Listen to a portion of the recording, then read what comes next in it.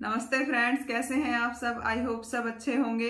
तो आज मैं आप लोगों के लिए एक ऐसी होम रेमेडी लेके आई हूँ जो आपके वेट लॉस प्रोसेस को बहुत ही ज़्यादा फास्ट कर देगी। यदि आप अपना वेट लॉस करना चाहते हैं और इस रेमेडी को आप यूज करेंगे उसमें, तो आपको काफ़ी हेल्प होगी जो आपका गोल है उसको अचीव करने में। तो चलिए हम देख लेते हैं फिर क्या है ये रेमेडी।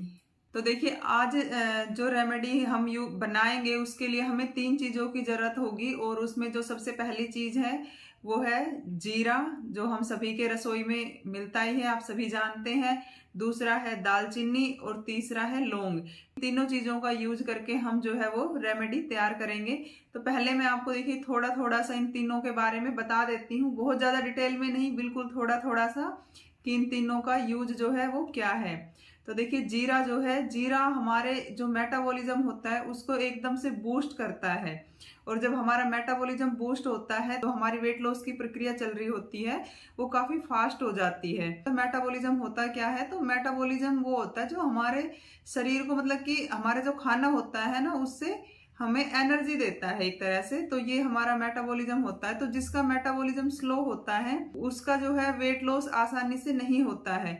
क्योंकि बहुत सारे लोग आपने देखे होंगे कि वो कितना भी खाना खा लें वो मोटे नहीं होते हैं, और बहुत सारे थोड़ा सा खाना खाते हैं तब भी मोटे हो जाते हैं। तो जीरा जो है हमारे मेटाबॉलिज्म को तो बूस्ट करता ही है, साथ में जो हमारा वेस्ट होता है, मतलब शरीर में जो भी वेस्ट होता है उसको निकालने में बहुत ही ज्यादा हेल्प करता है। और जो आयरन है वो बहुत ही ज्यादा होता है जीरे में। तो जीरा हमारे लिए बहुत ज्यादा हेल्प कर सकता है वेट लॉस में, अगर हम उसको रेगुलर यूज करते हैं तो।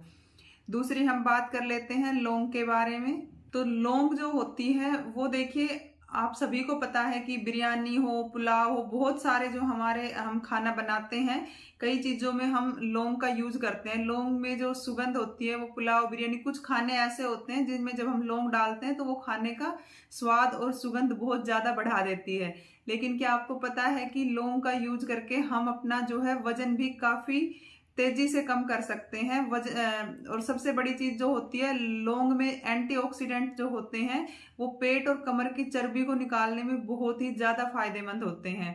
तो लौंग भी हमारे वेट लॉस में काफी हेल्प कर सकती है। तीसरी जो आती है वो है हमारी दालचीनी।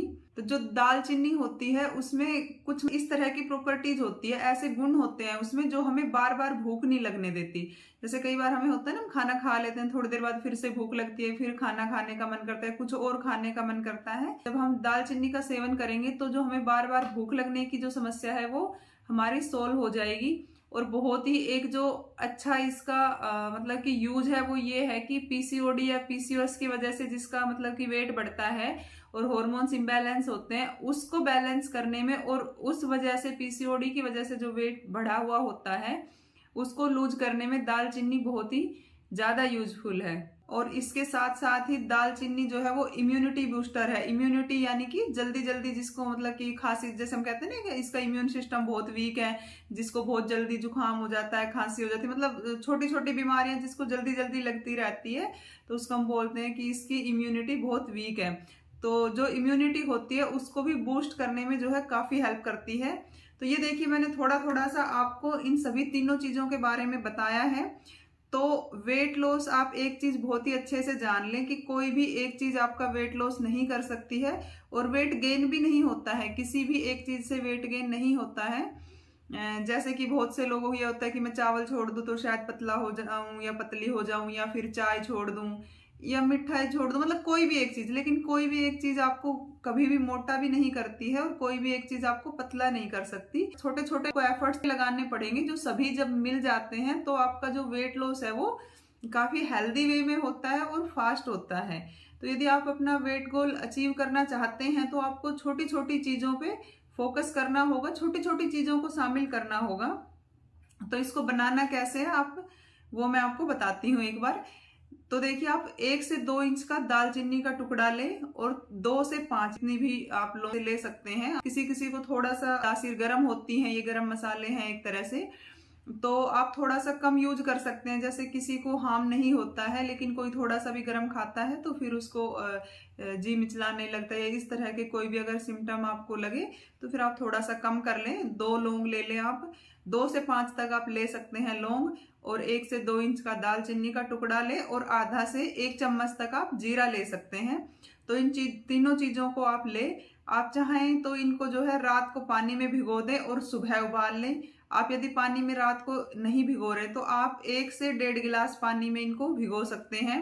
1 गिलास पानी में भिगोएंगे तो आपको आधा गिलास होने तक उसको उबालना है अच्छे से, और यदि आप ज्यादा बनाना चाहते हैं तो 1.5 गिलास 2 गिलास तक पानी आप ले सकते हैं। तो इसको जो बनाने के तरीके हैं वो 2 हैं। या तो आप इनको ऐसे ही साबुत ही पानी में डाल लें और अच्छे से पानी को उबाल लें, तीनों चीजों को, जीरा, लौंग और दालचीनी।